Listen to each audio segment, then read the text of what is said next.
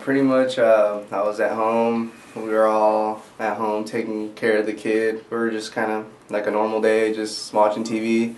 Actually, I just put the kid to sleep after his mom fed him because his mom was gonna go out. So I was just watching over him, and pretty much it was all everything was normal. The second that his mother walked in, he actually woke up from his sleep and he was crying. So I handed him to his mother.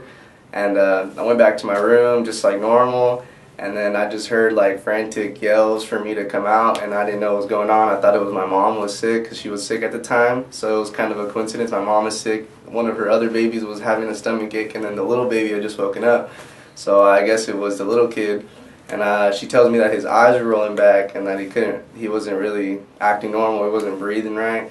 So I actually picked him up, and I was actually looking at his eyes, and they were actually rolling back. So I didn't know if she wanted me to call an ambulance or to take him to the hospital because her husband wasn't home, so we kind of wanted to know what he wanted to do. But pretty much my medical assistant class, everything that I learned in class kind of kicked in all at once. It was kind of nerve-wracking, but at the same time it was kind of cool that I had a sense of knowing what to do to him. So pretty much started checking his vitals, making sure he had a pulse, that he was respirating, checking the color of his skin, and from what I examined, it wasn't good. He wasn't responding. He wasn't breathing right. He was kind of zoning out. He dozed off.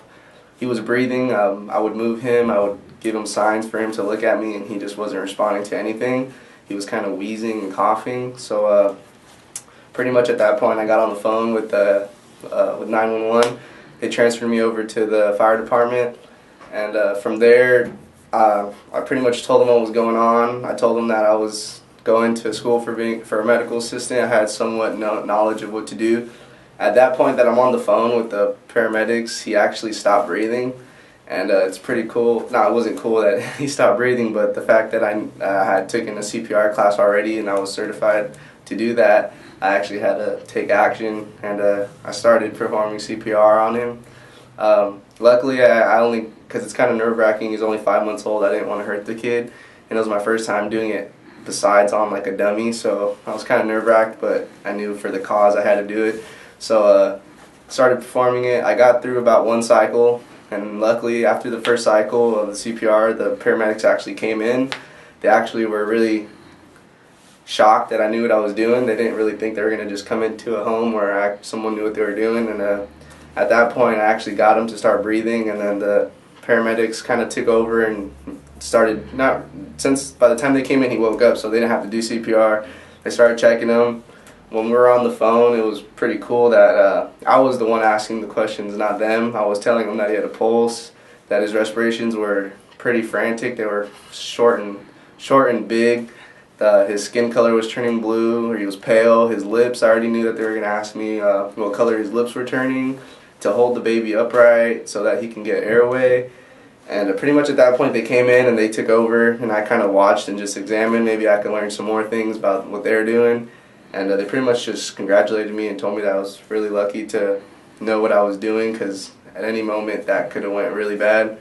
And then I actually got to fly in the helicopter with them and with the mother, met up with them. Well, we went to the hospital, met up with the husband. I didn't get to go in. I had to wait in the waiting room because I was with my girlfriend, didn't want to leave her. So pretty much waited in the waiting room. The baby came out. From what I know, they took all the tests. He was fine. He was normal. It was just something that happened. They couldn't really figure it out at the moment, but from what they told us, it's something somewhat normal of kids. It's something they have in their chest that blocks the airway. It ends up going away as they get older. But overall, the situation just happened so fast, and pretty lucky and blessed enough to know what to do, because if I didn't know what to do, I would have been clueless and just yelling for them to hurry up and come. But luckily I kept my composure, because everyone was my mom was getting sick from so much nerves, and the mom was panicking. My brother didn't know what to do.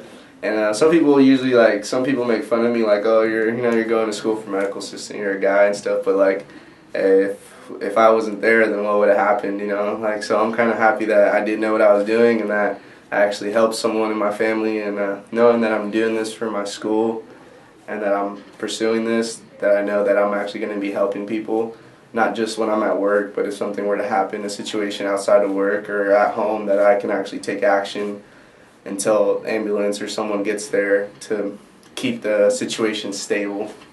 So, yeah.